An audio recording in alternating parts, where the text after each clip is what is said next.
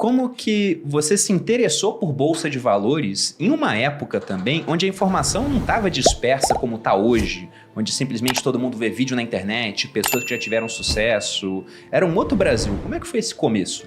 Muitas vezes me perguntam, Márcio, o que você acha do mercado? E quantos anos você tinha quando comprou a primeira ação?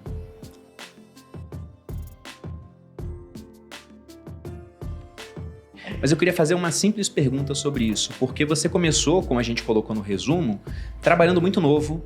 Você foi engraxate, vendeu balas no cinema, ficou órfão também, extremamente novo. Eu já li que sua mãe, inclusive, ela chegou a ser expulsa, né, pelo sogro, depois que o seu pai faleceu. Ela foi convidada a sair, né? Convidada a sair. Aumentaram o aluguel para um pejorativo. E como que você se interessou por Bolsa de Valores em uma época também onde a informação não estava dispersa como está hoje, onde simplesmente todo mundo vê vídeo na internet, pessoas que já tiveram sucesso. Era um outro Brasil. Como é que foi esse começo? Na verdade, eu não me interessei pela Bolsa, eu me interessei por empresas, né? Por projetos de empresas. E a única maneira que você tem de participar de projetos é através do quê? Através da aquisição de ações. E aquisição de ações você é obrigado a fazê-lo na Bolsa. Então, a minha preocupação maior não foi a Bolsa, tá entendendo? Aliás, muitas vezes me perguntam, Márcio, o que você acha do mercado? Eu falo, eu não acho nada. Sabe por quê? Porque eu não tenho ações do mercado. Eu tenho ações de empresas. O que você acha da Bolsa? Eu não tenho ações da Bolsa, eu tenho ações de empresas. Então, se você quiser debater sobre as empresas, sobre as quais eu tenho posições, a gente vai debater. Sobre o mercado é muito difícil, né? E quantos anos você tinha quando comprou a primeira ação? Olha, eu devia ter acho que uns 20 e pedrada. Quase 30, né? É.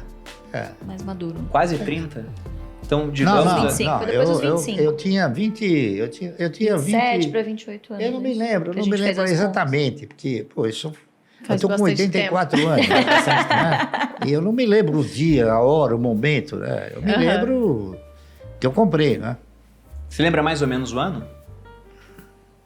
Olha, foi por volta de 1967, foi um pouquinho antes. Já era o período do governo militar, então.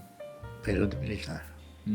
Porque o que eu acho interessante, né? A gente não vai colocar exatamente a idade, mas entre 25 e 30, pegando aqui o que a Louise falou, que de vez em quando eu recebo pessoal perguntando se está muito tarde para começar. Nossa, eu tô com 30 anos, não comecei a investir em ações. O pessoal pega o exemplo, até o seu, por exemplo, que começou a investir com 14 anos, ou o Buffett, quando ele fala lá fora que comprou as primeiras ações com 10 anos, inclusive fala até que ele estava desperdiçando a vida antes. Então, lógico que começar antes é sempre muito melhor. Mas você não começou investindo logo de cara, então você trabalhou um tempo até descobrir sabe o investimento que em empresas. A maioria do cidadão brasileiro, ele desconhece o efeito multiplicador que existe em você adquirir ações.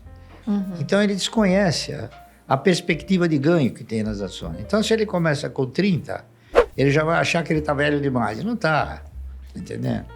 O ganho em ações é uma coisa que ele é imprevisível, entendeu? Então, você sendo bem orientado, não há dúvida nenhuma que você vai ganhar, você vai ser muito melhor beneficiado do que qualquer outra aplicação. E quando você começou a comprar essas primeiras ações, o intuito já era formar uma carteira que um dia seria responsável pela sua aposentadoria, pela sua previdência ou não? Eu pensei no seguinte, em 1970, 71, foi uma época em que a economia passou a exercitar uma forma mais real, não é isso? E nessa ocasião, a maioria dos fundos de previdência privada começaram a quebrar. Então, inúmeros fundos que ainda hoje se comenta, né, que eram fundos particulares. Era Pereira Barreto, Providence, Montepio da Família Militar, GBOX, uma série deles, né? Então eu comecei a ficar assim, eu diria até preocupado, né? Se os fundos de previdência privada quebraram, até que ponto uma previdência sustentada pelo Estado poderia me proporcionar uma renda mensal digna, não é isso? No futuro. Então eu comecei a pensar no futuro. E pensando no futuro, eu fui avaliando o quê? Fui avaliando as oportunidades que se ofereciam na época, não é isso? Que era letra de câmbio, ORTM, ARTP, bônus rotativo, tinha uma série de aplicações, não é isso? E tinha também ações que você participava no projeto de empresas, não é isso? Então eu fui fazendo avaliações e cheguei numa conclusão de que seria talvez um pouco difícil, não é isso? A Previdência proporcionar um retorno. Então eu fui buscar uma outra fonte de previdência, uma outra fonte. Então eu examinei inúmeras fontes, a RTM, o RTP, bônus, LC, tá certo? Contratos mercantis, enfim. Cheguei na conclusão que as ações, elas ostentavam e reuniam condições, se você tivesse a participação em bons projetos, em projetos de empresas futuristas, de você estar assemelhado com a postura do controlador ou dos maiores acionistas. Então eu comecei a fazer o quê? Um estudo mais profundo de algumas ações de empresas que pudessem garantir ao longo de um período, não é isso? Longo, essa condição, a condição de te proporcionar uma renda mensal. Então eu comecei a analisar com bastante profundidade, não é isso?